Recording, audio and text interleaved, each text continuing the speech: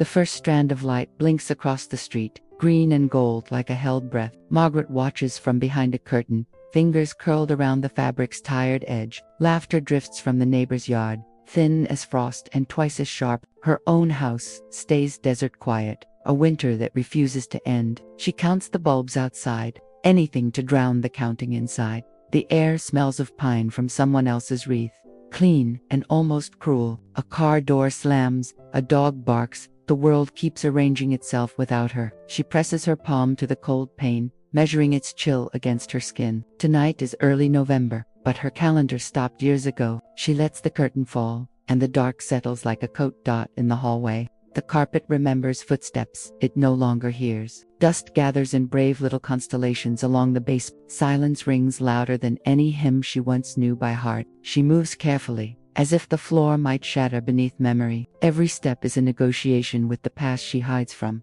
The mantel is a line of almosts, a museum of paused time. A faded stocking hook stares back like an empty question. She keeps the light off to avoid waking the pictures. Her reflection hovers in the window, a ghost that learned to stay. Outside, one more strand brightens, indifferent as a sunrise. She opens a kitchen drawer and finds last year's batteries untouched. The drawer squeaks, protesting the habit of survival. She closes it gently, as if easing a sleeping child. Her chest tightens at the thought, then loosens with practiced refusal. Another December is coming, and she is not ready to be seen. The furnace sighs through the vents, a tired animal trying to help. Margaret wraps her sweater tighter, as if fabric could negotiate grief. She reaches for the switch and pulls her hand back again. Darkness feels honest, and honesty feels safer than hope. She chooses the chair by the window and sits with not light across the street. Someone plugs in a final extension cord. Color waterfalls down a birch, a cheerful insistence on joy. She studies the smallest bulb, the one that flickers like a heartbeat. The sound of children floats up, unafraid to cross fences. Margaret inhales, slow and thin, and does not turn away.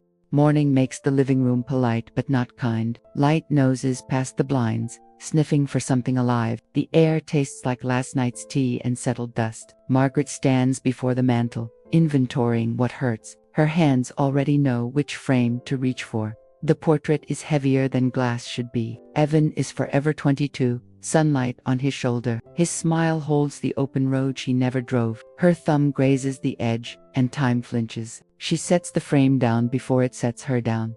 She fetches a soft cloth and the yellow bottle. The smell of lemon cleaner unthreads the room's gloom. Circles, small and careful, polish away 10 years of fog. His eyes return first, blue as a held summer sky. Margaret's breath shakes like a ladder on ice. Memory arrives without knocking and sits on her couch. The last Christmas he was home. Lights tangled their laughter. He'd hung a crooked star just to make her fuss. They'd argued about nothing because nothing was safe. That night still plays on a loop that refuses an off switch. She slides open the cabinet beneath the hearth. Inside, a folded quilt waits like a patient secret. She tucks the portrait among linens, ceremony without witnesses. The wood door thumps shut, quiet as confession. Her shoulders slump, lightened and heavier at once. The room looks cleaner, which is not the same as better. Sunlight lands on the bare spot like a question mark. She straightens the candlesticks to pretend control. In the glass, her face has the brave look of liars. She steps back, testing her balance without his gaze. Outside, a mail truck coughs to a stop. The day carries on, rude and reliable. Margaret rests her hand on the cabinet, feeling the grain. She whispers a thank you to no one in particular. Then she turns away, leaving brightness in a box. The knock is a carpenter's rhythm, confident and plain. Margaret freezes, then smooths the front of her sweater. She opens the door to a November that smells like sawdust. A man stands there, hat in hand, edges softened by cold. His smile is equal parts apology and introduction. "Ben," he says, like a shortened bridge between strangers. He nods toward the town square beyond the trees. "They asked me to help with the winter festival lights." He glances at her porch, bare as a silence, could use another pair of eyes and steadier hands. Margaret's no rises before her name can answer. She sketches excuses in the air with invisible chalk. "I'm busy," she lies, and hears the tin in it. Ben doesn't push. He just lets the invitation rest. Silence sits between them, a shy but stubborn guest. From the yard next door, a child's giggle hops the fence. Ben follows the sound like a man used to listening. "I'm new in town," he adds, softening the edges. "Don't know where the extension cords hide." His eyes hold a patient, practiced kindness. Margaret finally notices the small scars on his knuckles. His coat smells like cedar and winter errands. She thinks of the mantle and its hidden weight. Helping would mean stepping into someone else's light. Her heart pretends to tidy itself and fails. "I'm not the festive sort," she says, almost smiling. Ben's grin admits he already knew. "Maybe you're the exact sort we need," he offers. He hands her a simple paper flyer, warm from his glove. "Think about it, okay? No pressure. Just people." By afternoon, the neighborhood hums with small labors. Ben's garage door yawns open like a stage curtain. The scent of fresh-cut pine writes its own scripture. A circular saw sings a bright, fearless line. Margaret hears it from her kitchen like a dare. She moves to the sink, pretending dishes require devotion. The blades keening threads through the faucet's chatter. Each pass is a measured defiance of winter. Sawdust swirls in sunbeams like impatient snow. The noise annoys her and lifts her. Both true.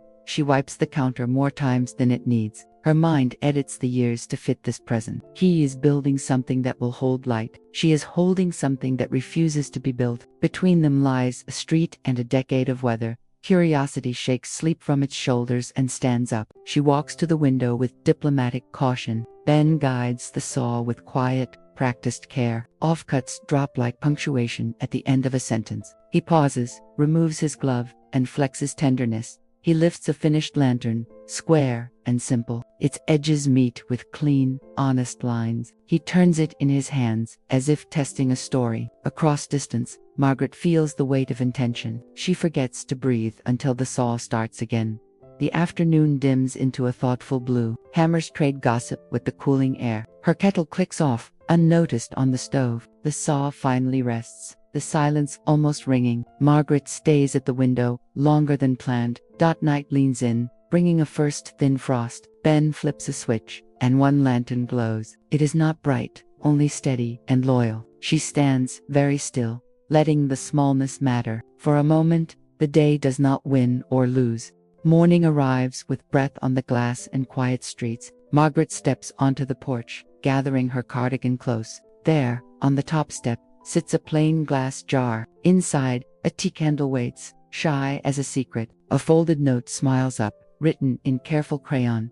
"For your house too," the note says, looped and hopeful. A child's sticker star winks from the corner. Margaret looks up and down the street for an owner. Only a squirrel judges her from the maple branch. She laughs once, a rusty hinge learning to move. She carries the jar inside like it might startle. On the counter, she lines up matches she never uses. She hesitates, letting the choice gather courage. Lighting it means agreeing to be almost seen. Not lighting it means staying exactly where she is. She strikes the match, and sulfur greets the air. Flame finds wick with a tiny, eager sigh. The jar becomes a pocket-sized sunrise on Formica. Reflections dance in the spoon she didn't put away. Her chest loosens by a width no one else could measure.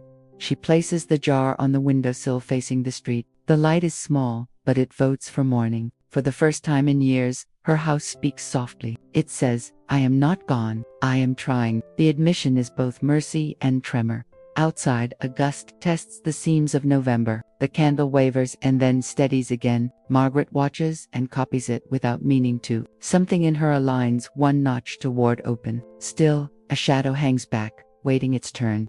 The wind arrives first, howling through the cracks of the old window frames as if the mountains themselves were breathing into her house. The power flickers, coughs once, and dies, leaving every corner wrapped in a silence so dense it seems alive. Margaret waits for the hum of the heater that never returns, her breath becoming visible proof of the cold she'd been pretending not to feel. Outside, snow begins to fall, slow, deliberate, patient, like forgiveness. For the first time in years, she sees her reflection in the dark window and does not turn away. When her hands start to tremble, she lights the candle from the little jar and carries it through the rooms, one by one. Its weak flame draws circles of light that dance on the walls like hesitant memories, revealing dust and forgotten things that seem to exhale when seen again. Each flicker feels like a voice saying, "Still here." She sets it on the kitchen table beside a photograph she didn't mean to take out. The one of Evan at the cabin, his hair messy from the wind. "You'd hate this cold," she murmurs, her voice soft as frost. A knock interrupts her whisper, steady, unhurried. It's Ben, bundled in an old army coat, snow crusted on his shoulders, holding a lantern that throws amber shapes into the night. "Power's out across the block," he says. "Come warm up at the shop, I've got a stove running." Margaret hesitates, her instinct to decline wrapped tight around her ribs, but the sight of his steaming breath and the glow behind him pulls at something old inside her. She steps back only long enough to grab the candle and a scarf. The air bites at her face. As they walk the short distance through the snow, the town looks like a photograph that never finished developing outlines of houses, half-formed lights, the hush of shared inconvenience. Inside Ben's workshop, warmth hits her like a memory she didn't trust anymore. The scent of wood and metal fills the space, grounded and human. He gestures to a chair near the stove, and she sits, thawing slowly. Fingers wrapped around the cup of cocoa, he presses into her hands. They don't speak for a while. The fire crackles, offering its own version of company. Margaret studies the shelves lined with handmade lanterns, each one unique, each one imperfect in a way that makes it more beautiful. "You build these for the festival?" she asks finally. Ben nods, running a hand through his hair. "And for anyone who needs one," he says. "Sometimes people don't know they do until they see the light." The words linger in the warm air longer than they should. When the power returns, neither of them seems to notice. The stove hums, snow melts from their boots, and conversation drifts to safer shores, about weather, about coffee, about how small towns always smell like pine and regret. Margaret laughs once, surprised by the sound, and Ben looks up as if he's heard a bird in winter. She feels the echo of that laugh, long after it fades, an unfamiliar warmth spreading in places she'd sealed shut. She realizes she's not freezing anymore. Later, when she steps back into the cold, the night feels different. Her candle still burns faintly through the kitchen window, a distant echo of the stove's glow. She stands there a moment, listening to the quiet, her breath rising like a vow she hasn't yet spoken. The snow keeps falling, unchanged, unstoppable, but for the first time, she lets it touch her face without flinching. The cold doesn't feel like punishment anymore. It feels like permission to begin again.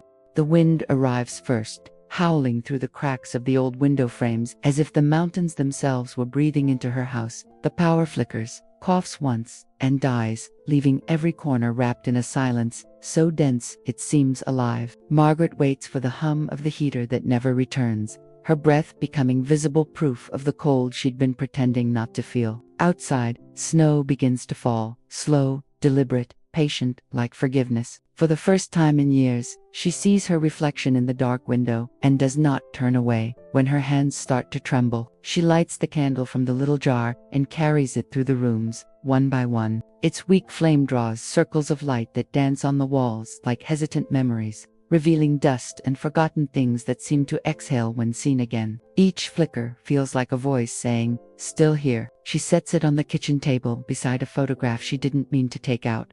The one of Evan at the cabin, his hair messy from the wind. "You'd hate this cold," she murmurs, her voice soft as frost.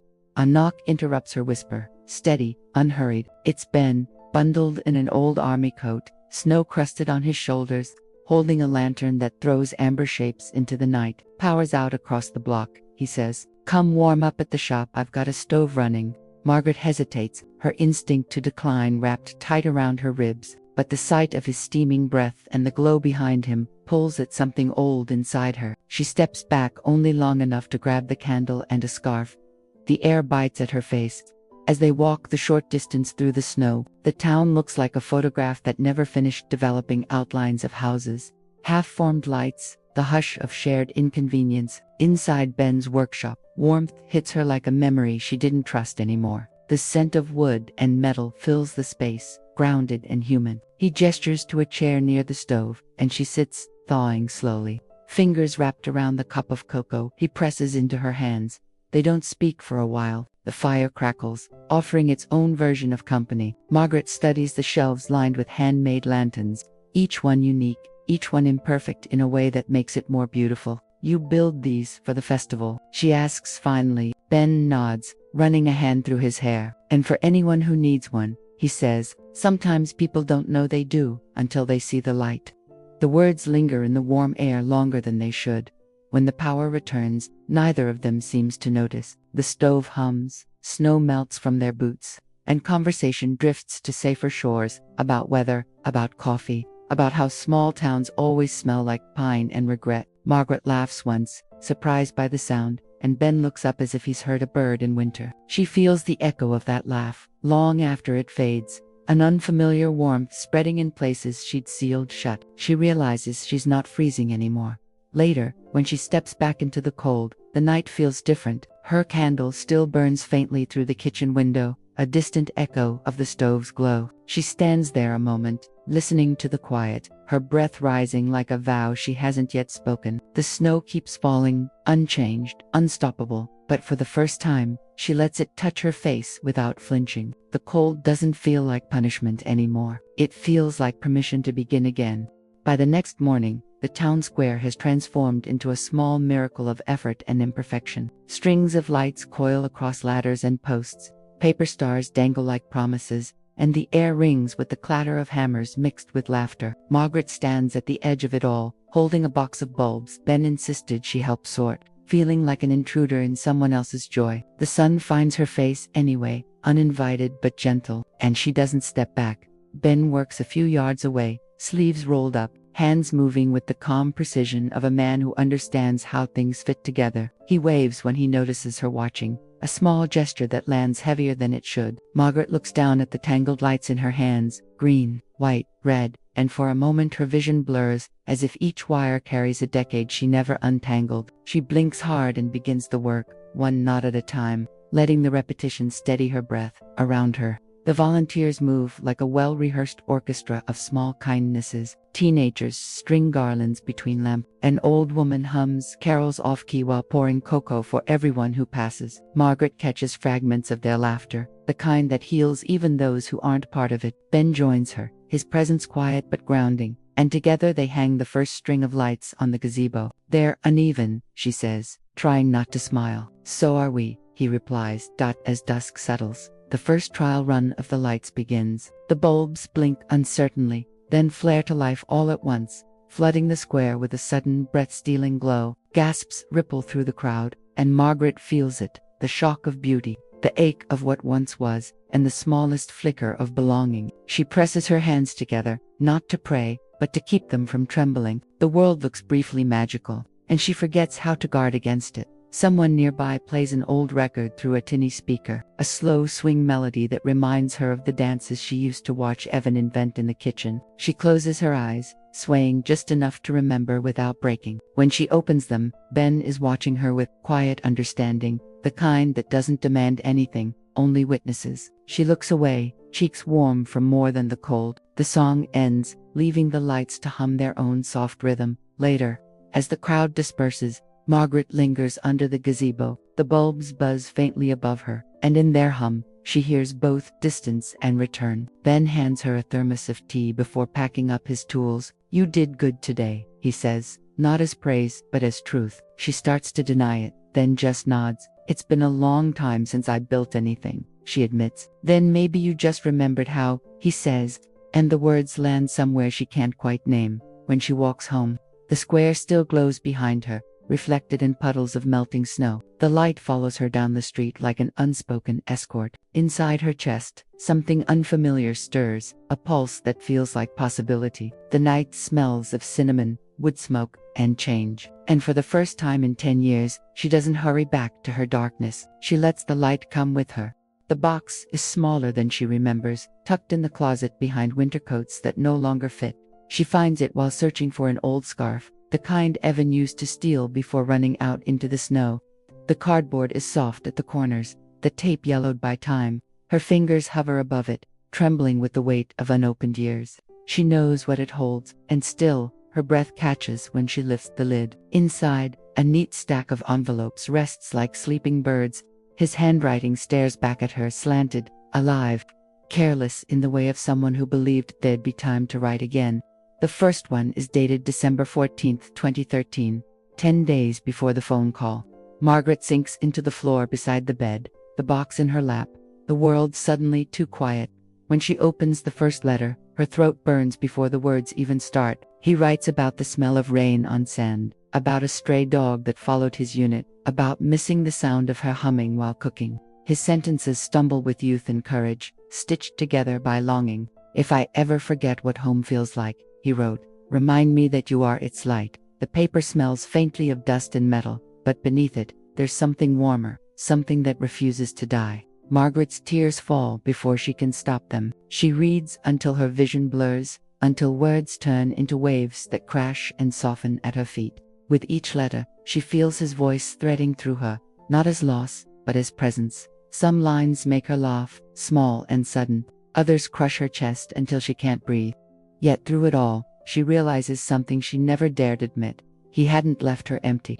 He had left her full of him. When she finally looks up, hours have passed. The candle on the dresser has burned low, painting gold scars on the walls. Her eyes are swollen, but her heart feels strangely steady, as if grief has unclenched its fist for the first time. She gathers the letters back into the box and ties them with the same ribbon he once used on her birthday gift, blue and frayed, but strong. "You're still here," she whispers, "and maybe I still am too." She places the box on the nightstand instead of hiding it away.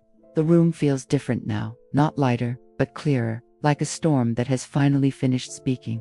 Through the window, snow drifts past the street lamp, falling without sound. Margaret lies back on the bed, exhausted, and listens to her own heartbeat. It doesn't ache this time, it just lives. When she finally closes her eyes, she dreams of light, not blinding, but endless. In it, she sees Evan, barefoot on a quiet road, waving, not goodbye, but forward. The night of the festival arrives, wrapped in silver cold. Margaret stands at the edge of the town square again, holding a paper lantern so delicate it trembles in her grasp. The streets are alive with motion, children darting between legs, couples bundled close, old friends calling names into the crisp air.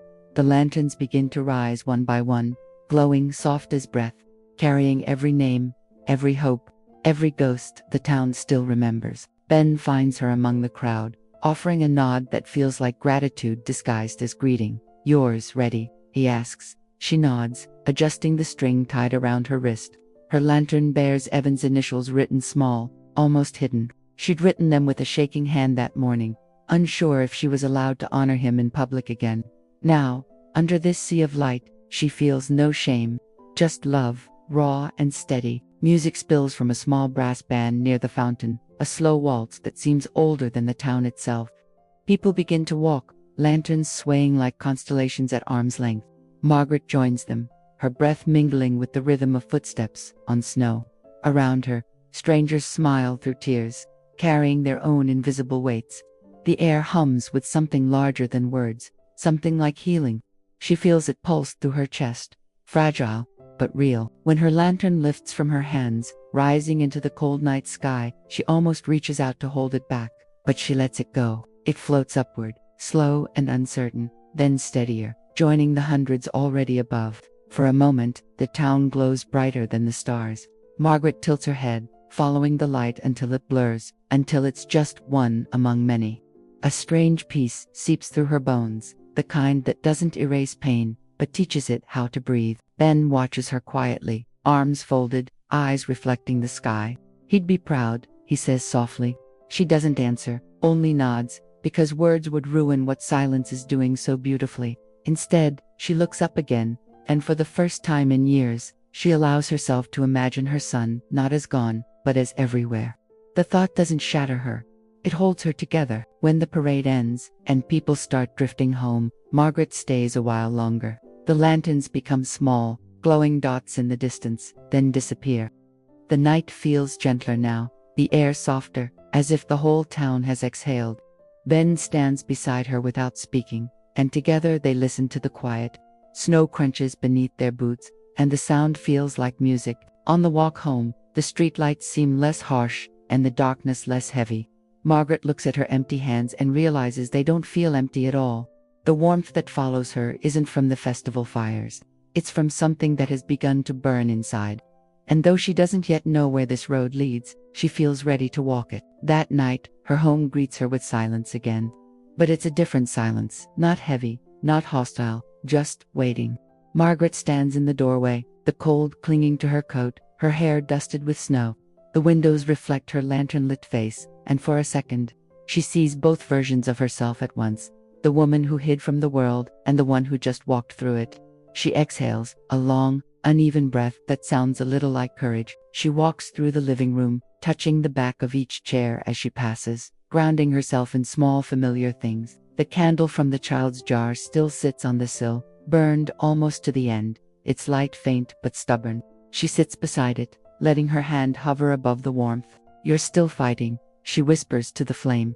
Then she smiles, a soft, surprised thing, because she realizes she's talking to herself too. For a long time, she just sits, listening to the refrigerator hum, the pipes settle, the house breathe. Everything feels alive tonight, even the creaks. But when her gaze drifts toward the box of Christmas lights in the closet, her chest tightens again. She could open it, she could start, but the thought trembles with a grief she's not sure she can carry twice. She closes her eyes and waits for an answer that doesn't come. Outside, the town glows faintly, its celebration lingering in echoes. She can almost hear the laughter still floating through the trees. The distance between her and that sound feels smaller now, not gone, but shrinking. She turns toward the window again, her reflection half shadow, half light. "Maybe tomorrow," she says quietly. It's the first time she's promised herself anything in years. She rises, stretches, and begins to move through the rooms. In the kitchen, she finds a string of old lights tangled in a drawer, half working, half broken. She plugs them in out of habit, and a few bulbs flicker, weak but persistent. It's not much, but it's honest. She watches the colors shift on the counter, red, green, gold, like the pulse of something learning to live again. The flame on the sill finally dies, leaving behind a thin curl of smoke that climbs into the dark. Margaret doesn't feel the familiar ache of endings this time. Instead, she touches the empty jar and nods. "You did your part," she murmurs. Then, with quiet resolve, she walks to the closet, pulls out the box of lights, and sets it by the door. Tomorrow, she'll decide what to do with it. When she goes to bed, the room feels lighter somehow, not brighter, but expectant, as if holding its breath for what comes next. Margaret lies awake a while, tracing invisible constellations on the ceiling with her eyes. Outside, snow begins again, soft and soundless. Somewhere between wakefulness and sleep, she hears her son's voice. Not a word, just a warmth. It stays until morning. The knock comes again, gentle and familiar. When she opens the door, the morning smells like cedar and snowfall. Ben stands there holding a small wooden box, edges smooth, wrapped with a thin strand of twine. His breath clouds in the air as he smiles, quiet but sure. "A little something for your windows," he says, almost shyly, as if afraid she might refuse kindness. Margaret takes the box carefully, the wood cool against her palms. "You didn't have to," she begins, but he shakes his head before she finishes. "I wanted to," he says, "for all the nights that felt too long." Inside, nestled in soft cloth, are 6 small lanterns, each carved by hand. Their shapes are imperfect, warm with the texture of human effort. She touches one and feels its weight, both tender and grounding. "They're beautiful," she whispers, her throat tightening in that strange place between gratitude and ache. Ben shrugs, brushing snow from his sleeves. "They're just wood and light," he says, "but sometimes that's enough." His eyes meet hers briefly, steady, kind, unafraid of the silence that follows. She wants to say something that matches the size of what she feels, but words shrink under the weight of meaning. He leaves after a moment, footsteps crunching down the drive, fading into the cold. Margaret carries the box to the kitchen table and sits, staring at the lanterns. Each one seems to breathe, to wait. She lights the first, then the second, watching their glow spill across the table like gentle fire. The house, long used to darkness, seems to hesitate, and then, it sighs. The golden light climbs the walls, catching photographs, glass, and memory. She walks slowly from room to room, placing the lanterns where shadows used to live. One on the mantel, one on the stairs, one in the hallway that always felt too long. The glow follows her like a procession, quiet and steadfast. By the time she returns to the kitchen, the last lantern remains. She sets it beside the candle jar, the wax still scarred from the flame that began it all. For a moment, she imagines the child who left it, that simple act of light meeting her silence. "You started something," she says softly, smiling at her own reflection in the glass. Outside, snow begins again, flakes tumbling in slow surrender. From the street, her windows shimmer faintly for the first time in years, not bright, but alive. Margaret stands by the door, hand resting on the frame, heart beating in rhythm with the flicker of 6 small lights. Somewhere deep inside, something begins to stay lit. The storm arrives without warning, thick, relentless, muting the whole town under a soft white hush. Margaret wakes to the hum of wind pressing against the house, the kind of sound that fills the world and empties it at once. Her first thought is of the lanterns. She hurries to check them, finding their flames steady despite the storm. Their glow paints her skin gold as dawn hides behind clouds. She makes tea and sits near the window, watching snow swirl past the glass. The town is invisible now, every shape blurred into silence. For years, she had feared days like this, days that made solitude echo louder. But now, the quiet feels companioned, as if the house itself were breathing beside her. The warmth from the lanterns makes the air pulse softly, a rhythm she finds herself matching without realizing. She begins talking to him, not aloud, but inwardly, the way she used to pray. She tells him about the letters, about Ben, about the light that finally found her window. She tells him she's tired, but not lost. The words form not as sorrow, but as conversation, one that feels answered, somehow, by the creak of the rafters or the sigh of the wind. "You'd like him," she whispers, smiling through tears that no longer sting. Hours pass, soft and round. She moves through the house lighting the lanterns again, though they don't need it. Each one flickers in gratitude, as if aware of its purpose. She pauses in the hallway, where shadows once felt endless, and listens. Outside, branches knock gently against the siding, a rhythm, a heartbeat, a kind of music. She hadn't noticed before how beautiful storms could sound when you stopped fighting them. By afternoon, she takes a blanket to the living room floor and sits near the fire. Her knees ache, her hands tremble a little, but she doesn't care. The snow outside climbs the windows, layer upon layer, sealing her in a cocoon of white. She feels safe, which surprises her. For so long, safety had meant hiding. Now, it feels like arrival. As evening nears, she opens the box of lights again. She finds one extra bulb at the bottom, small and forgotten. Instead of storing it away, she places it on the table and holds it between her fingers, marveling at how fragile it looks, how brave. "You and me both," she murmurs, her smile soft, her voice steady. When the power flickers again and the world dims, she doesn't move. The lanterns remain, bright and defiant, humming softly like heartbeats. Margaret closes her eyes and listens to their light, a soundless song of endurance. Outside, the storm continues, but inside, there is only warmth. For 10 years, she has walked past that door. Evan's room, always closed, always silent. Today, she stops. Something in her chest clicks open, like a lock undone by time. She rests her palm on the doorknob, expecting cold metal, but it's warm, as if waiting. Her hand turns it before her mind can argue, and the door swings inward on a sigh of dust and memory. The smell hits first, faint soap, old paper, the ghost of cologne. The bed still holds the shape of a younger life, blankets folded with military precision, posters on the wall, a baseball glove on the shelf, a pair of boots beneath the window. Every object hums with presence. For a moment, she stands in the doorway, afraid to disturb the air. Then she steps inside, slow and deliberate, and the floorboards greet her with a soft complaint. She runs her hand across the desk, the surface smooth but coated in the thin film of years. Beneath her fingers lies a drawing he made at 12, stick figures under a tree, the words "Me and Mom" scrawled beneath. Her laugh catches in her throat, half joy, half ache. "You always hated coloring inside the lines," she murmurs. The sound of her own voice startles her. It's gentle, lighter than she remembers. She opens the closet, touching the sleeves of jackets he never outgrew. The fabric is cold, yet alive with scent, faint, human, heartbreakingly near. She doesn't cry right away. Instead, she breathes deeply, as if inhaling his presence through time. Then, as she exhales, the tears come warm and unstoppable. She sits on the bed, letting them fall, no longer fighting the truth that love doesn't disappear. It just changes shape. When the storm outside begins to ease, she notices how the light has shifted. It slips through the blinds, dust dancing in its wake.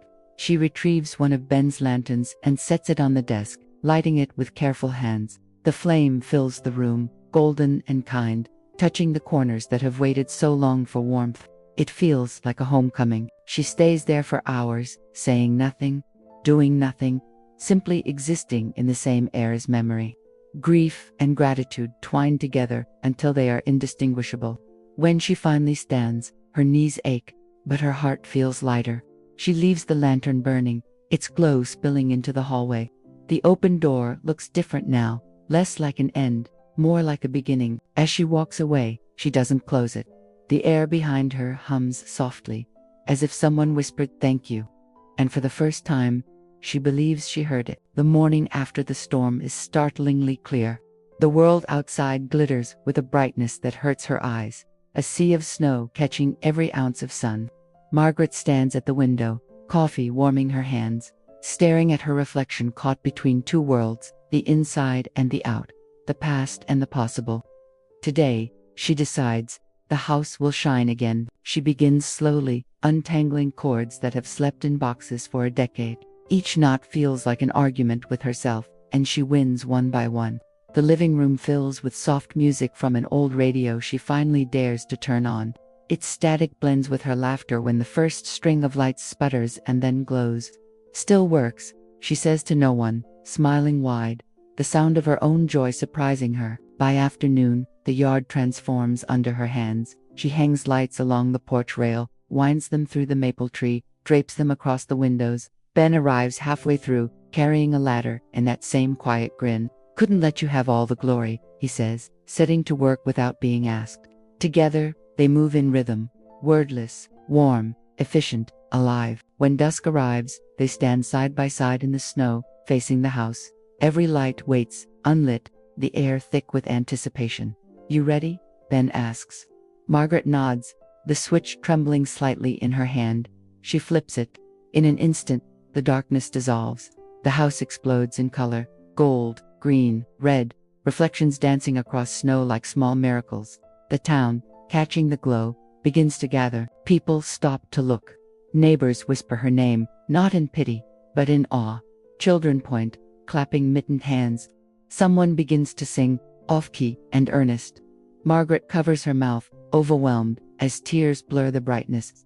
It's beautiful, Ben says beside her.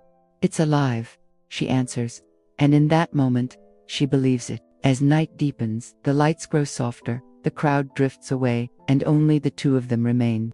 Ben squeezes her shoulder gently, then turns to leave. You brought the season back, he says quietly. She shakes her head. No, she whispers, eyes fixed on the glowing house. It never really left. I just finally looked. The stars overhead seemed to echo her, bright and endless. Margaret steps into the yard, snow crunching beneath her boots. The air tastes like pine and forgiveness. For the first time in 10 years, she feels the world breathing with her, in rhythm, in light, in peace. She wakes before sunrise.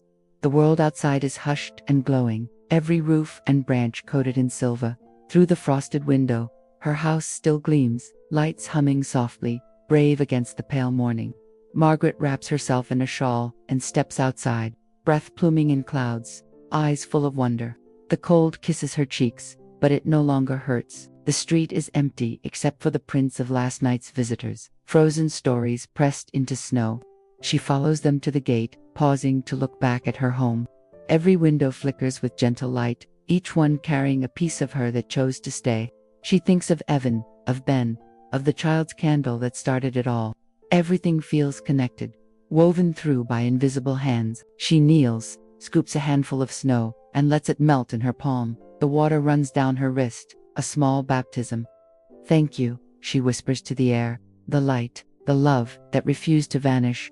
In that moment, she realizes she's not saying goodbye, she's saying continue. The word settles in her heart, warm as the lanterns still burning inside. She walks to the porch, where the wooden box once sat, now empty. The sun begins to rise behind the mountains, sending long rays of gold through the cold air. They touch her face, her hands, the snow at her feet. She closes her eyes, letting light find every corner it couldn't reach before. For once, she doesn't flinch. Inside, she brews coffee and hums, a tune she doesn't remember learning. The radio plays softly in the background, a familiar melody that feels like memory returning in music. She opens the front door again, just to feel the air, and watches the light shift across her living room floor. The silence that follows isn't empty. It's sacred. As the morning warms, Ben's footsteps crunch along the walkway. He waves from the gate, eyes smiling, no words needed. She waves back, heart light, pulse steady. They stand for a moment, two survivors of separate storms, connected by the quiet language of beginning again. When he leaves, she returns to the window, hand resting on the sill where the first candle once burned. The jar is clean now, waiting. She sets a new candle inside and lights it, watching the flame catch and hold. Outside, the world shines in November light. Inside, so does she.